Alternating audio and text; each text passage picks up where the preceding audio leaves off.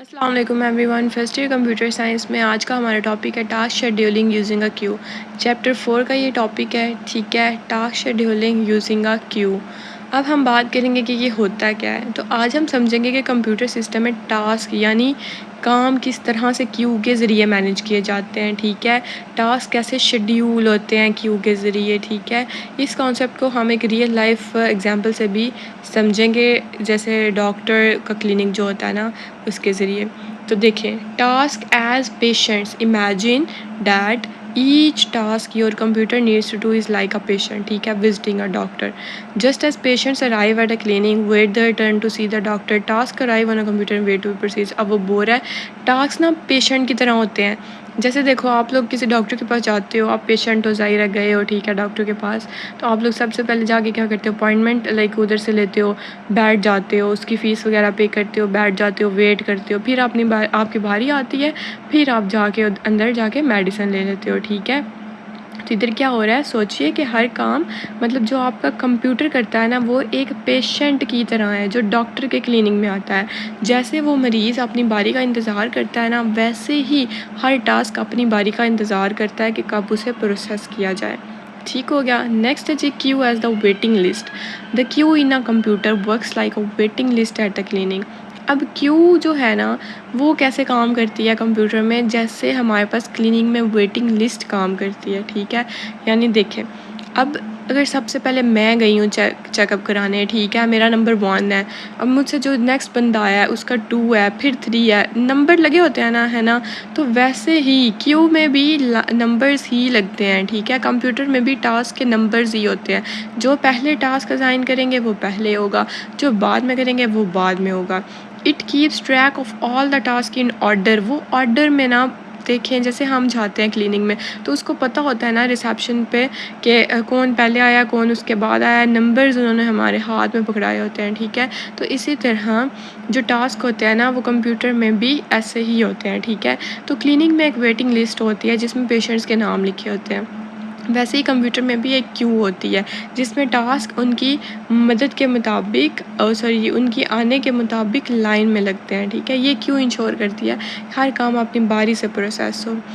तीसरा जी, in queue operation. When a new task arrives, for example when you press print on your computer, it is added to the end of queue, ठीक है। Similar to how a new patient is added to the end of waiting list. देखें, जैसे अब कोई नया patient आया, मैंने पहले भी बताया, वो किधर ऐड करेंगे उसको उसको वेटिंग लिस्ट के एंड पे ऐड करेंगे। अच्छा, हम उसको बिना वेटिंग लिस्ट के एंड में ऐड करेंगे, ठीक है। तो इन क्यू में क्या होता है, यानी उसमें वेटिंग लिस्ट में, क्यू में, लाइन में उस चीज़ को, उस टास्क को ऐड करना। जब भी कोई न्यू टास्क आएगा उसको ऐड कर देना, ठीक है। This process of adding a task to the queue is called enqueue. जब भी हम मतलब ऐसा प्रोसेस जिसमें हम कोई भी नया टास्क ऐड करते हैं तो उसको क्या बोलते हैं, इन क्यू करना, ऐड करना।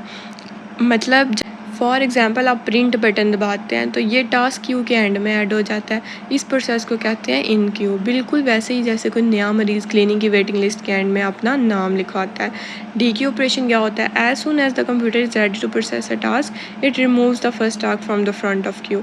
मतलब देखो, जब अब जैसे मैंने पीछे वाले लेक्चर में समझाया था कि जब हम उस नोट को विज़िट करते हैं, उसको क्यू में से निकाल देते हैं, तो वो वाला जब पेशेंट डॉक्टर ने उसे कॉल करना है, ठीक है, डॉक्टर से बुला रहा है, तो वो वेटिंग लिस्ट में से उसका नाम रिमूव कर देंगे क्योंकि उसका काम हो चुका है। तो जब ये देखिए, उन्होंने भी लिखा हुआ है कि it removes the first task from the front of Q just like the doctor calling in the next patient from the waiting list. This process of removing a task from the Q for processing is called D Q. Add करते थे हम तो उसको इन Q बोलते थे, और अगर remove कर रहे हैं टास्क क्यू में से तो उसको क्या बोलेंगे, डी क्यू।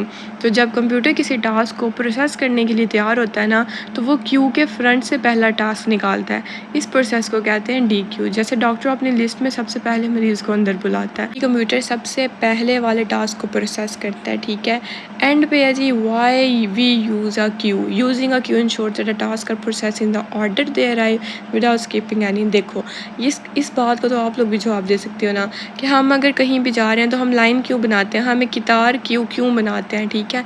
क्योंकि ये हमारे साथ ऐसा ना हो कि जो हमसे पीछे वाला बंदा आया है, ठीक है, चेकअप कराने के लिए, उसकी बारी पहले आ जाए, ठीक है। तो क्यू यूज़ करने के ना यूज़ करने के बहुत ज़्यादा फ़ायदे हैं। हर टास्क को उसी ऑर्डर में प्रोसेस किया जाता है जिस ऑर्डर में वो आया था, यानी FIFO, first in first out. जो पहले आएगा फर्स्ट आउट हो जाएगा।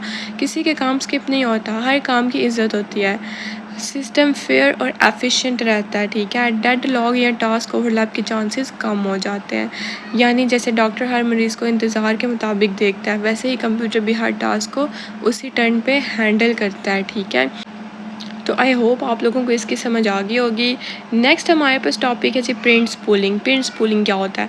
Print spooling is a system use to manage print jobs, ठीक है, sent to the printer, ensuring that they are processed in the order they are received.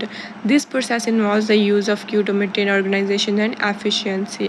अच्छा जी, print spooling जो होती है ना, वो एक ऐसा सिस्टम है जो आपके प्रिंट जॉब्स को मैनेज करता है, ठीक है। देखें, use to manage print jobs send to the printer, यानी कोई भी हमने पेज प्रिंट करना है, कुछ भी करना है, वो हम प्रिंटर को भेज रहे हैं ना, तो प्रिंट स्पूलिंग एक ऐसा सिस्टम है जो इन सारी जॉब्स को, प्रिंटिंग वगैरह को मैनेज करता है, ठीक है।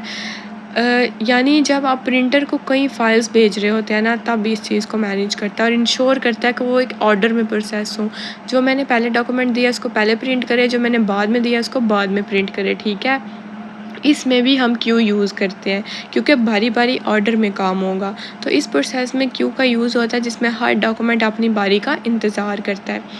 तो इसमें जी सबसे पहले है मैनेजिंग प्रिंट जॉब्स, ठीक है। यानी क्यू में डॉक्यूमेंट हम जो रखते हैं ना, वो हम कैसे उनको मैनेज करते हैं।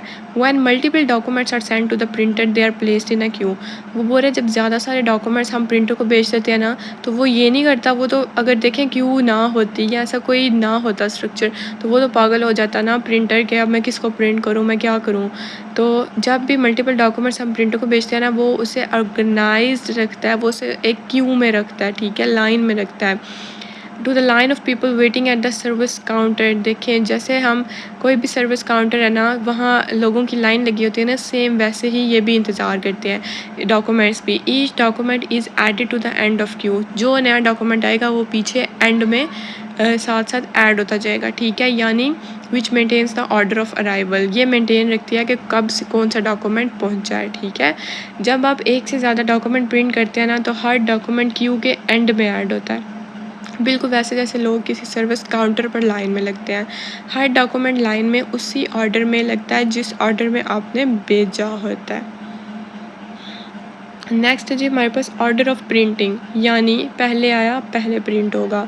This queue ensures the queue ensures the documents are printed sequentially. ये चीज़ इंश्योर करती है, इस चीज़ की यकीनी बनाती है कि डॉक्यूमेंट्स हमारे सिक्वेंशली प्रिंट हों, ठीक है, यानी एक पूरी सीक्वेंस में प्रिंट हों based on the order they were submitted. ठीक हो गया। The document that was sent first will be printed first. जो डॉक्यूमेंट हम पहले भेजेंगे वो पहले प्रिंट होगा, while subsequent documents will wait their turn in queue. जो पीछे वाले हैं वो वेट करेंगे। तो देखें, क्यू जो है ना, वो फीफो ऑर्डर यूज़ करती है, first in first out principle follow करती है। जो डॉक्यूमेंट सबसे पहले भेजा गया था वो सबसे पहले प्रिंट होगा, बाकी डॉक्यूमेंट्स उसके बाद अपनी टर्न का इंतज़ार करते हैं। अच्छा जी, एंड पे है advantages of using a Q. Q को यूज़ करने के एडवांटेज क्या क्या है? वैसे तो बहुत ज़्यादा अभी तक हमने पढ़ लिए हैं। By employing a queue print spooling prevents issues such a document being printed out of sequence और confusion arising from simultaneous print request. देखें, वो भी ये चीज़ बोल रहा है कि ये इस चीज़ से हमें बचाती है, ये ऐसे इशू प्रिवेंट करती है, ऐसे इशू होने से प्रिवेंट करती है कि जैसे डॉक्यूमेंट्स अगर सीक्वेंस में ना प्रिंट हो तो मसला तो होगा ना, ठीक है, या एक कन्फ्यूजन क्रिएट हो जाती है प्रिंट रिक्वेस्ट में कि मैंने पहले कौन सा प्रिंट करना है और बाद में कौन सा प्रिंट करना है, ठीक है। This orderly approach allows the printer to handle multiple task efficiently and fairly. तो ये अलाउ करता है कि हम हर टास्क एफिशिएंटली और फेयरली जो है उसको मैनेज करें, हैंडल करें, ठीक है।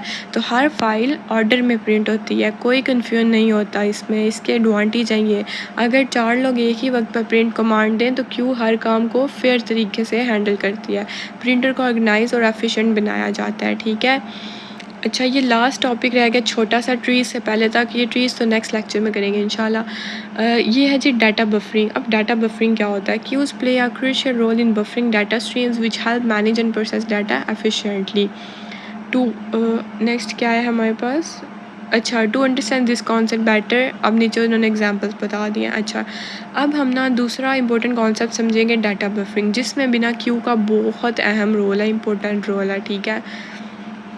ये देखिए सबसे पहले है जी ऑनलाइन वीडियो स्ट्रीमिंग। अब इसमें कैसे है, when you watch a video online the video is not played all at once, instead it is buffered in small chunks. This means that as the video plays, a queue stores and load parts of the video, ठीक है, ahead of what you are currently watching. This buffering queue helps ensure that the video plays smoothly without interruptions, even if there are delays in data transfer from the internet. अच्छा, अब मेरी बात सुने।